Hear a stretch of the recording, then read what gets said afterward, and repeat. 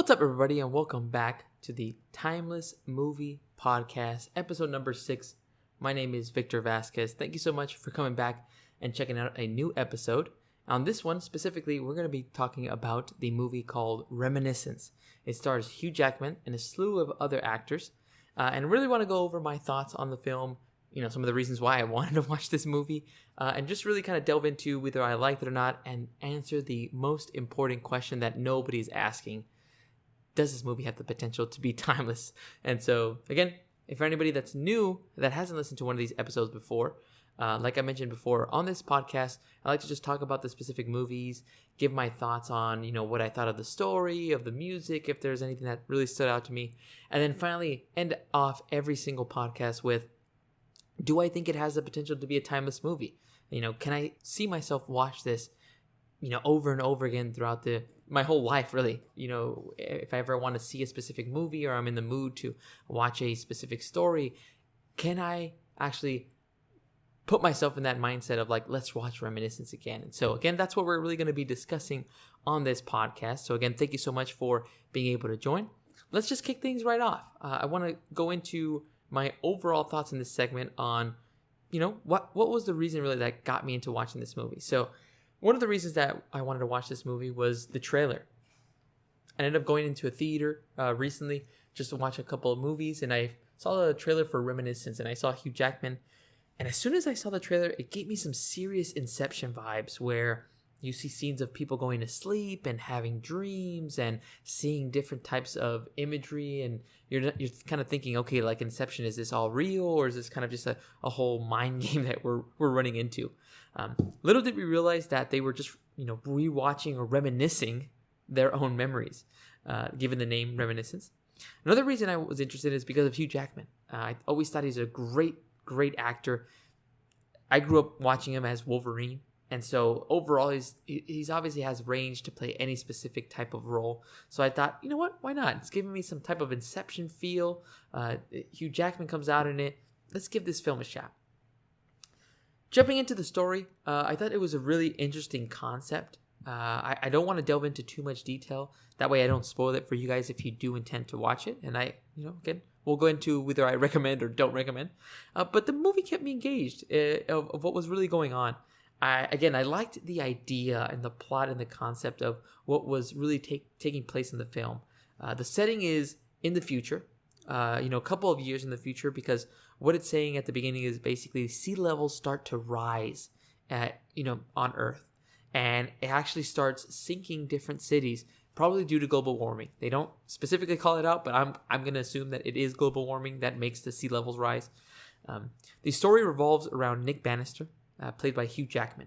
He lives in a sunken Miami city. You can see Hugh Jackman's character, Nick Bannister, going through Miami, and there's like water all around the downtown area, again, because of the rising sea level. And you could just, the environment that they really set up on those specific scenes is genius. Like, I really got into the setting of the specific film, where you can actually see, we're hoping that doesn't happen because of global warming, but it's definitely a possibility that if we continue to go on the path that we're on, sea levels are going to start, again, taking over some cities and just really forcing all of us to move a little bit more inland. So, again, hope it doesn't happen, but it is a possibility. Anyway, the film starts with a line that Hugh Jackman repeats throughout the specific film. And that quote is, "You're going on a journey through memory.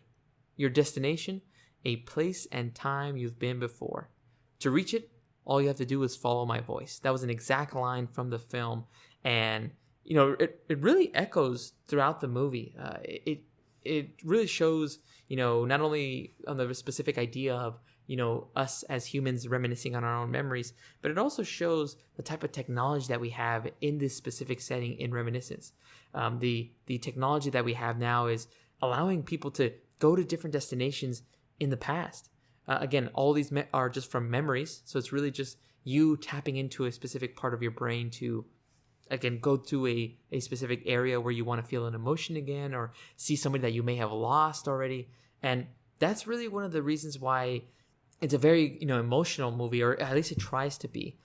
because of how global warming has caused a lot of these specific cities to sink, and people are really they actually have to live in opposite of how we live now. Usually during the day, everybody's out working, having fun. In this environment, in this movie, it's now you have to actually have fun at night to avoid the sun because of the heat also rising, and then all this different kind of stuff that global warming continues to impact. So, but it's still a good idea to have. Just to describe the technology that they use in the film, people actually pay to get placed in a floating water tank. They then get injected with some type of serum to go to sleep, but not before they actually get placed on a cerebral equipment on their head. This actually allows Nick Bannister and his partner Watson, who is played by Thondwe Newton, to visually see anyone in a specific memory. Now, I know what you're asking. You might be saying, why would anyone want to pay for their specific memory? But like I mentioned before, the film does a really good job at explaining that, again, because of how bad the world is, this is really the one kind of ticket for you to go back and not have to deal with the struggles of your present time. Rather, you can go back and have an emotional time with a loved one, or even, they show a scene of a guy who ended up losing his legs through a war, and he goes back to a time where he still had his legs and he was having fun with his dog. And so, again, just having people escape from the present struggles that they're facing in the world in the film called Reminiscence. As you would expect, this is really highlighted in the trailer. Nick would eventually meet and fall in love with the woman that came into his shop to try the memory service, as I like to call it. The story progresses, and you see that their love begins to grow, and then, you see them spend a few times and scenes together. It's not very quick. I think that's one of the items that I wish they kind of showed more off in the film. I wish they may have shown a little bit more of that love relationship between May and Nick. May, the actress, was played by Rebecca Ferguson. It was only very quick and instant, but maybe that was the idea by the filmmakers to make it seem like it was just, quick memory, and that's how they really flow. Anyway, as the story progresses, Nick's love interest disappears. And now, Nick is left with having to find out the reason and really go on a hunt to figure out why she left, what happened to her, and where is she now, so that she can, again, find some answers.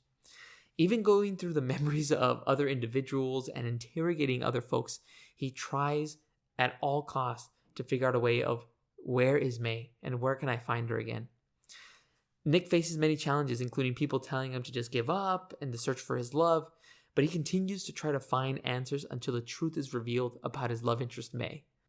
Overall, I thought the movie was pretty good. I enjoyed the investigation and the scenes that unfolded. It would explain a bit more about why May disappeared. It's not until really the end where they reveal the real reasoning behind her actions and why she disappeared. I also really appreciated certain lines that the film had. Like the one I stated earlier of what Hugh Jackman says about memory. There's also other ones that specifically say, like, truth is, nothing is more addictive than the past, but memories, even good ones, have a voracious appetite. If you're not careful, they consume you. This for me is really the theme of the movie. The past for Nick is being with the woman he loved in May, and wanting nothing more than to look back in those moments in order to be with her. Those memories eventually consume him to find out the truth about May, which, again, I'm not going to get into. I don't want to reveal it. But as you can see and really hear from that quote that I just mentioned, the truth and memories are really what sometimes haunt us. There's another line where it says that basically we're our own ghosts, looking at the past. Nobody's really paying attention to us. It's just us trying to look back and see, can we capture that moment once again? And that's all Nick wanted to do in this film, is recapture the love that he had for May and understand the reasoning why she left, in order to get a more clear picture on, the reasonings of maybe what he did or what she needed to do in order to continue on her journey as well. All right, guys, that was very quick and brief notes on the specific film overall. It's sort of like a sci-fi thriller. I think that's how they advertise it. I can definitely see it being, the specific area of a thriller. It doesn't have that many surprising and crazy moments as you would expect from a different type of thriller. But the sci-fi is definitely there with the technology that they're using. So if you're kind of interested in that, then hopefully that'll be a good benefit for you to check out this movie as well. I want to move on now to a specific actor-actress performance that I really liked. This one was a bit tough. There was no one that really stood out with an amazing performance. I'm not saying that everybody was terrible. That is far from what I am saying. I just didn't see anything that was really, that really caught my eye. Now, I could be wrong. Maybe if I watch it again, a great performance might stick out. However, if I had to choose somebody, I got to go with Hugh Jackman, the protagonist in this film. He played it so well, and he had nice range. He had some serious moments. He had some scenes of rage, which again reminded me a little bit of Wolverine. And of course, emotional moments that he spent with May. And so he had to be really all over the place. And Hugh Jackman is just, again, a very skilled actor. So you can never go wrong with any of his performances in any film as well.